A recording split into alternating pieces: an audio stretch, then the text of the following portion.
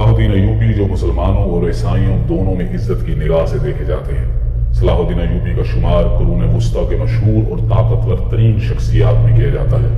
یہی وہ شخص ہیں جنہوں نے ایوبی سلطنت کی بنیاد رکھی تھی، اور یہ شرف بھی صلاح الدین ایوبی ہی کو حاصل ہے کہ وہ پہلے سلطان ہیں جن کی سلطنت دونوں مقامات مقدسہ تک پھیلی ہوئی تھی، اور وہ محافظ اسلام بھی تھے۔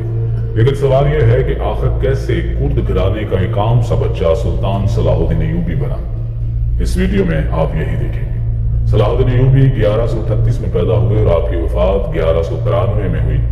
صلاح الدین ایوبی مصر اور شام کے سلطان تھے، اور سلطان صلاح الدین ایوبی کی شہرت کی خاص وجہ حطین کی جنگ میں عیسائیوں کی متحدہ افواج کو شکست دینا تھی۔ سلطان صلاح الدین ایوبی نے 1187 میں یروشلم کو عیسائیوں سے آزاد کروایا تھا۔ سلطان نے اقتدار میں آتے ہی مشرقی مصر سے انہوں نے اسلامی فوج کو جمع کیا اور اپنی پوزیشن کو مستحکم کیا۔ سلطان صلاح الدین ایوبی کی وجہ شہرت ان کی جنگی حکمت عملی اور سیاسی پوزیشن تھی، لیکن ان دونوں سے زیادہ وہ اپنی شخصیت کی وجہ سے مشہور تھے۔ سلطان صلاح الدین ایوبی کے والد نجم الدین ایوب بغداد کے قریب تکرت کے ایک قلعے کے گورنر تھے۔ سلطان صلاح الدین ایوبی اپنی جوانی میں پولو کے بہترین کھلاڑی تھے، اور گھڑ سواری میں ان کا کوئی ثانی نہ تھا۔ اپنی بے پناہ بہادری کی بنا پر وہ اپنے چچا شیرکو کے ساتھ ایک جنگی مہم میں چلے گئے، جہاں انہوں نے بے پناہ بہادری کی مثال قائم کی۔ اس جنگی مہم میں کامیابی کے بعد سلطان نور الدین زنگی نے انہیں 1169 میں مصر کا حاکم بنا کر روانہ کیا، اور بہت جلد سلطان نور الدین زنگی کی جانب سے سلطان ایوبی کو مصر کا گورنر بنا کر بھیجا گیا۔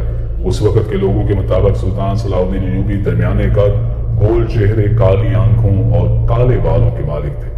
سن 1174 میں جب سلطان نور الدین زنگی کو زہر دے کر شہید کر دیا گیا تو ان کی وفات کے بعد بہت سے حاکم اور عمراء خود مختار ہو گئے، اور زنگی سلطنت خانہ جنگی کا شکار ہو گئی۔ یہاں سلطان صلاح الدین ایوبی نے خود کو سلطان ڈکلیئر کیا، اور انہوں نے باقی سرداروں اور امیروں کی بغاوت کو کچل ڈالا۔ سلطان بننے کے بعد سلطان صلاح الدین ایوبی نے مصر میں اپنی حکومت کو مستحکم کیا، اور انہوں نے 1174 میں دمشق کو فتح کر کے اسے اپنی سلطنت میں شامل کر لیا۔ پھر سلطان صلاح الدین ایوبی نے قاہرہ میں قائم فاطمی خلافت کا خاتمہ کیا، جو آئے دن سلطان کے خلاف سازشیں کیا کرتی تھی۔ قرون وسطیٰ کے مسلمان انہیں مقامات مقدسہ کا محافظ کہا کرتے تھے۔ پھر سلطان نے تمام امت مسلمہ کو ایک جھنڈے تلے متحد کیا، اور باغی امیروں کو مطیع کر کے ان سے اتحاد کر لیا۔ شروع میں سلطان صلاح الدین ایوبی کو مشکلات کا سامنا کرنا پڑا، لیکن سلطان ہار ماننے والوں میں سے ہرگز نہیں تھے۔ 1175 میں سلطان صلاح الدین ایوبی نے حمص کے قریب ایک عیسائی فوج کو شکست دی۔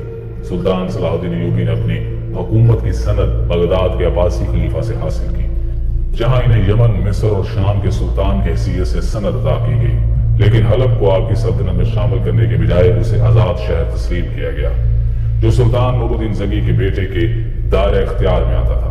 سلطان نور الدین زنگی کے بیٹے صالح نے ہمیشہ سلطان صلاح الدین ایوبی کے لیے مشکلات ہی کھڑی کی۔ صالح نے عیسائیوں سے اتحاد کر لیا تھا، اور انہی کے اشاروں پر جب سلطان عیسائیوں سے جنگ کرنے لگتا وہ بغاوت کر دیتا۔ جب عیسائیوں نے سلطان صلاح الدین ایوبی پر حشیشین کے ذریعے 2 قاتلانہ حملے کرائے تو سلطان نے ان کرائے کے قاتلوں سے نپٹنے کے لیے ان کے قلعے پر حملہ کر دیا، اور طویل محاصرے کے بعد اس قلعے کو زمین کے برابر کر دیا۔ 1177 میں سلطان کو ایک فرنگی لشکر نے شکست دی، لیکن سلطان نے یہاں عقلمندی سے کام لیتے ہوئے اردن کے ایک عیسائی قلعےدار کو گرفتار کرتے ہوئے اپنی شکست کو فتح میں تبدیل کر دیا۔ سلطان نے عیسائیوں کو باور کروا دیا تھا کہ اب وہ بیت المقدس کو آزاد کر کے رہیں گے، لیکن عیسائی سلطان کی فیاضی اور فراخ دلی سے بھی متاثر تھے۔ مسلمان سلطان صلاح الدین ایوبی کو عالم اسلام کا محافظ سمجھتے تھے، خاص طور پر صلیبی عیسائیوں کے خلاف جنگوں میں سلطان کی بہادری پر تو عرب اور غیر عرب سلطان پر جان نشاور کیا کرتے تھے۔ 1183 میں سلطان صلاح الدین ایوبی نے حلب پر حملہ کر کے اسے بھی اپنی سلطنت میں شامل کر لیا۔ سلطان صلاح الدین ایوبی نے مصر میں ایک مضبوط فوج تیار کی جو عیسائیوں کے حملے کے لیے ہمہ وقت تیار رہتی تھی۔ 1185 کے آس پاس سلطان صلاح الدین ایوبی نے موصل شہر پر بھی اپنا کنٹرول حاصل کر لیا۔